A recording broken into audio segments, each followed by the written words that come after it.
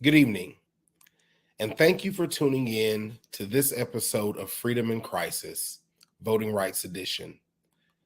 Tonight, we have a great opportunity for an exclusive interview with Justice Cheri Beasley, former Chief Justice for the North Carolina Supreme Court and current Democratic nominee for the Office of Senate for the state of North Carolina. From the Voting Rights Act of 1965 to the Shelby County versus Holder decision of 2013, the face of American politics and the assault on voting rights has changed and manifest in many different forms. Tonight, hear from an expert who has devoted herself and her career to the ensuring of equality of rights and participation in the democratic process. Please also know that nothing discussed in this conversation reflects the position or serves as an endorsement from the Star of Zion or the AME Zion Church. We hope you enjoy our broadcast tonight. Once again, thank you for tuning into the Star of Zion. We have with us the former Chief Justice of the Supreme Court of the great state of North Carolina, who is now offering herself to be one of the senators from the state of North Carolina to represent the citizens of North Carolina in the United States Senate. Cheri, thank you so much for joining us tonight. We look forward to this great conversation. How are you doing, first of all? I'm great. I'm glad to be here, Reverend Brown. I'm excited. It's hard to believe that the election is so close. And I'm excited. I'm excited about the opportunity to keep pounding and to make sure that people really understand why these elections are so important and to work hard for every single vote. Awesome. Now, where are you right now, if I may ask? I am currently in Elizabeth City, North Carolina. We had an amazing town hall here earlier, and then we'll be heading off to another place in North Carolina tomorrow. But I've been to all of our 100 counties, and it's important to be everywhere to talk with folks about the issues that they care so much about. I mean, the reality is costs are rising and people really are struggling. And people are feeling everything from pain at the pump to the cost of prescription drugs and everything in between. And in the greatest country in the world, I mean, folks should not be having to choose between buying groceries or school supplies or high-priced medicine. And so I'm prepared to fight for folks here in North Carolina. I know that so many people here are working 2 and 3 jobs to take care of their families, and they honestly just don't have an interest in the pettiness of partisan politics. They want to know that the next senator is going to fight hard for us here in North Carolina. Awesome. Well, if you wouldn't mind, would you just tell us a little bit about yourself and your journey and how you became first introduced to the notion of civic engagement in the American electoral process? Well, you know, I grew up in a family with a mom who was very active. My parents divorced very early in my life, and my mother came from people of faith who worked hard and had 4 children. They had 4 children. My grandparents had 4 children, and they wanted to make sure that all of them got a college education, and they did. My grandfather worked the railroad all of his life. But my mother was always very, very active. And I remember my first campaign being at the age of 6.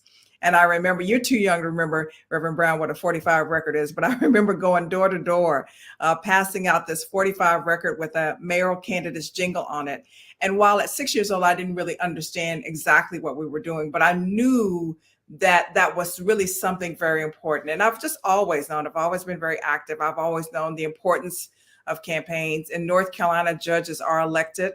I've been a judge for over 2 decades. I've served in the trial court. our intermediate court and our Supreme Court of North Carolina, and served as the Chief Justice of the Supreme Court of North Carolina. So I know civic engagement is very important. Elections are very important. It is the way that we use our voices to choose the people to serve us who share our values. And we have to know that elected officials are always making decisions about our everyday lives, whether we realize it or not. So it's really important to take every single election and every office on the ballot very seriously. Awesome. Do you remember when you cast your first vote as an American citizen? I have voted in every election since I was 18 years old. Awesome. Awesome. Phenomenal. Phenomenal. What inspired you? You talked about the family that you came from and the examples that you had. Was there any particular issue at that point that specifically inspired you and just drove you to go to the polls to ensure that you had your voice heard at that time? You know, my mother was always very active, and she was an inspiration for me. God rest her soul.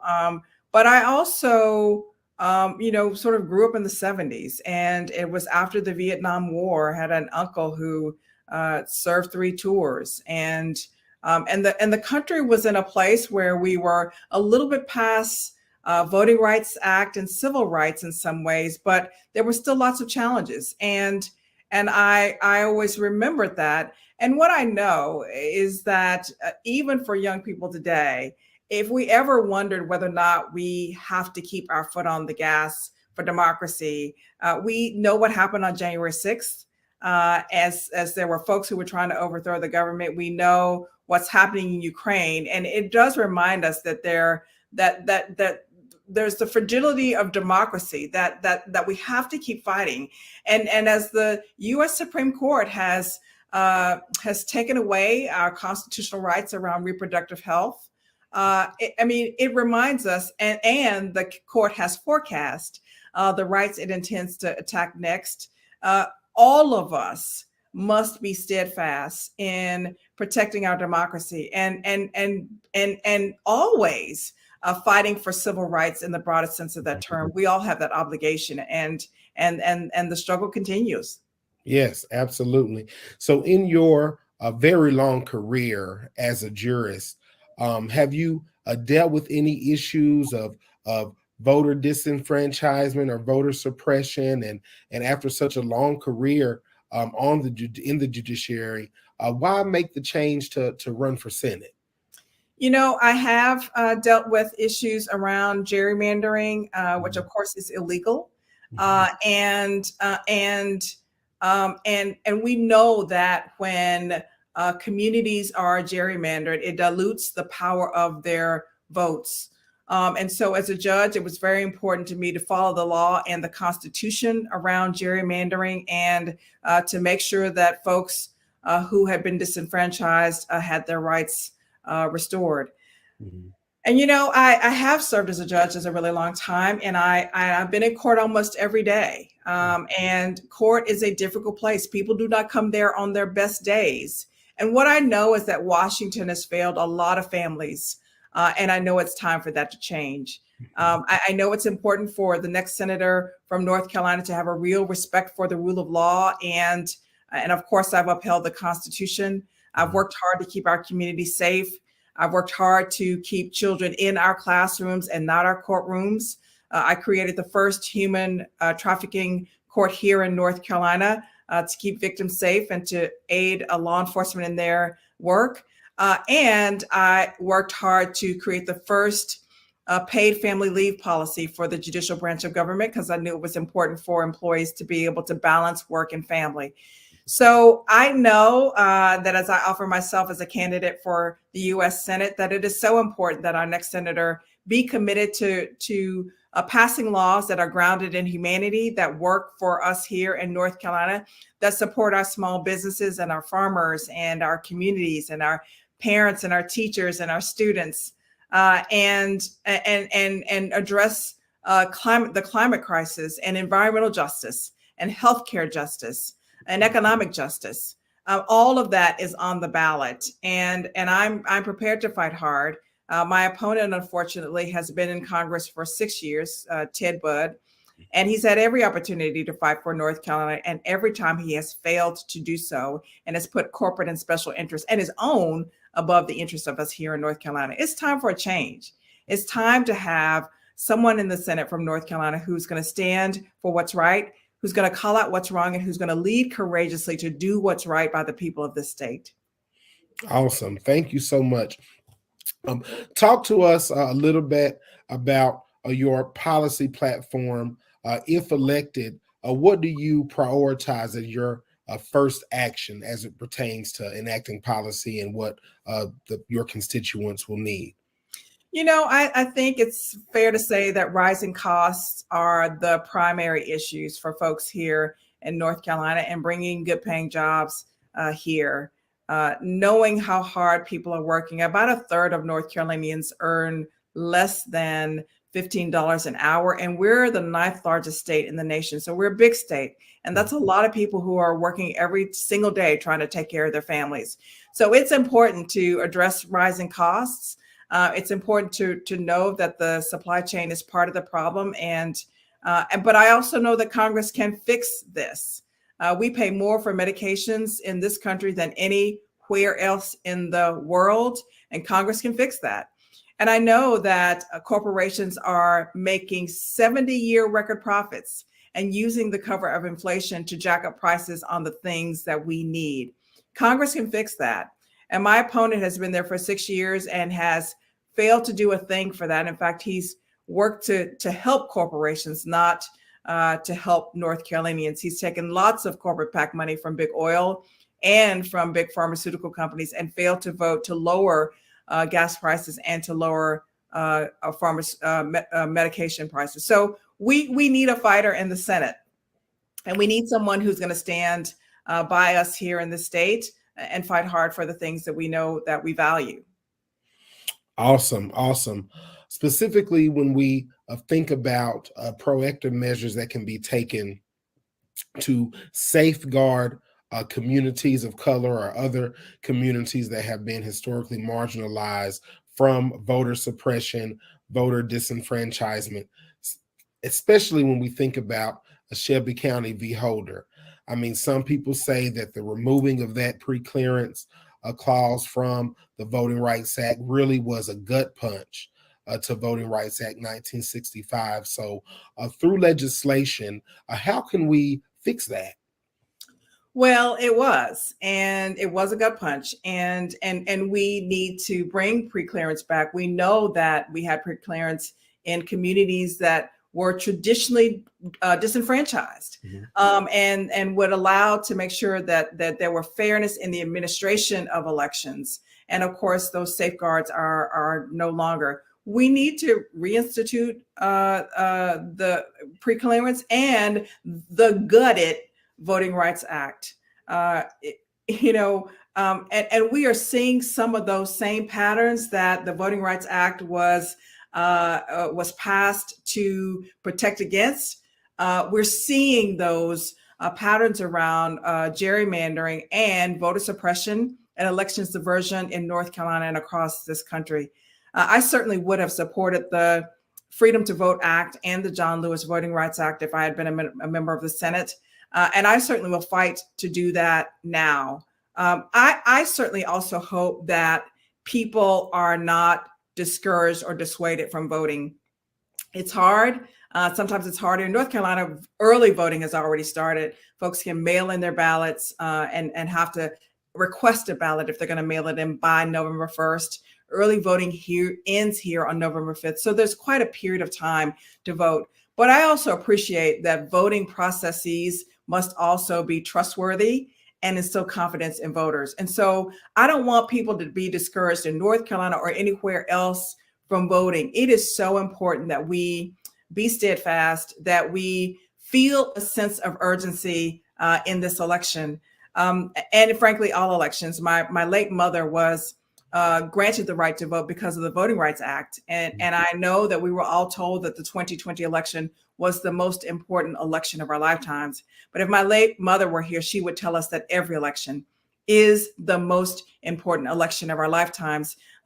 Majority Whip Jim Clyburn was here last week, and we were talking about this election, and he said, I don't know why people ever said that the 2020 election was the most important election of our lifetimes, but he said, I will say that this election is the most consequential election of our lifetimes. And coming from a man of his stature, I think speaks volumes. We have got to make sure that people exercise their vote, and also impress upon them that folks would not be working so hard to take away the right to vote if our votes didn't matter and if we didn't matter. So it's so important. A lot of the things that we are working towards and fighting against, we find strength in Scripture, and we know that Romans 5:8 tells us 1 through 8, 5, 1 through 8, I think 5, 1, 5, geez, 5, 1 through 5, I think it is, tells us that often we're going to have sufferings and challenges, and that we've got to persevere through them. And then it will lead us to a place of hope and victory. But you have to have the challenges. And I know sometimes it feels like we have challenges over and over and over again. But we have to stay the course. And we, as people of faith, we must be prayerful, and we always, when we do what's right and stand by the truth and by our values and our conviction and our faith, we always win on the other side.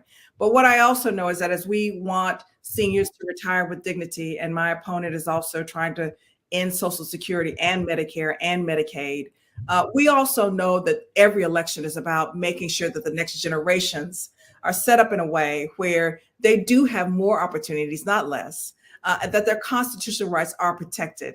And while I know we don't ever talk about abortion in the church, I think it's important that we do talk about the constitutionally protected right for women to make these decisions with their physician and without the interference of politicians up in Washington.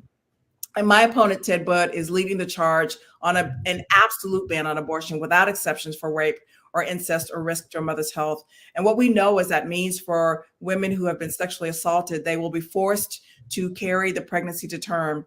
For a woman who has an ectopic pregnancy or a septic uterus or a miscarriage, we often don't call it an abortion, but the life-saving treatment for a woman is an abortion. And if women can't get it, it means that women will die. And anytime our freedoms are on the line, I'm going to fight for us, and I'm going to fight to make sure that Roe versus Wade becomes the law of the land. And we have to know that the U.S. Supreme Court has also forecast the other rights that they intend to infringe upon. And so it is important for us to be steadfast, that we safeguard our constitutional rights in the very same way as generations before us have done. I would ask also that your listeners, please, for more information on my campaign, we would love for them to join us. There are things that they can do without ever leaving their homes, to please go to CheriBeasley.com. We would love to have their support. Thank you. Thank you so much. We are so honored to have you join us tonight, Justice Beasley. We know from your busy schedule, stomping the grounds there in North Carolina. I understand that you were with a good friend of mine at Mount Lebanon, AME Zion Church there in Elizabeth City. Sources came to me today, and the only reason I bring this up is because I do know that you were in Salisbury at Livingstone College, my alma mater. But the students had an early voting activity today where they marched to the polls and voted. And sources were telling us that there were at those polls in Rowan County persons engaging in voter intimidation, persons walking the lines and without being solicited, putting their hands on students and touching them aggressively and trying to make sure they were in a single file line. If anyone experiences that, what immediate recourse do they have? Who should they call? Who should they reach out to if they do experience in real time someone trying to intimidate them or suppress their vote? I am just dismayed to hear that folks are experiencing anything like that. If there's not a voter protection person on site, and there are at many of the polls here in North Carolina, there is a number that the county board of elections or the polling site should have, so that folks can contact somebody in voter protection to make sure that they report those incidences, because any incidents of intimidation, number one, are illegal, and number two, must cease. Thank you. Thank you so much. Any final words for our viewers? And please share where they can find your information, where they can go donate, sign up to volunteer, whatever you may need here on this home stretch for the election. We're so glad to have you tonight, and just want to give you these last few moments to share.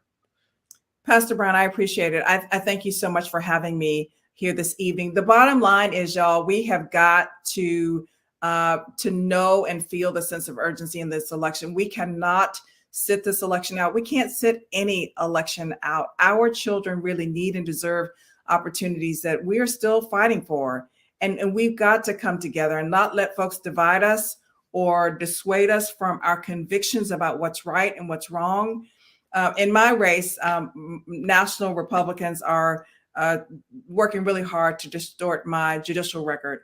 And folks have to know that they wouldn't be spending the millions and millions of dollars in my race against me if they didn't know that we can actually win this race. So I would just ask everybody to please stay the course. We can win this race. It's a very competitive race. We can do it. I'm asking for everyone's prayers and support. And I'm asking people to make sure that in North Carolina or wherever they live, to please vote the entire ballot. It is so important to make sure that we are electing good people who share our values, so that our communities can be better and stronger. And I thank you so very much for this opportunity. Thank you so much, Cheri, for joining us, and we wish you the best of luck throughout the remainder of your campaign.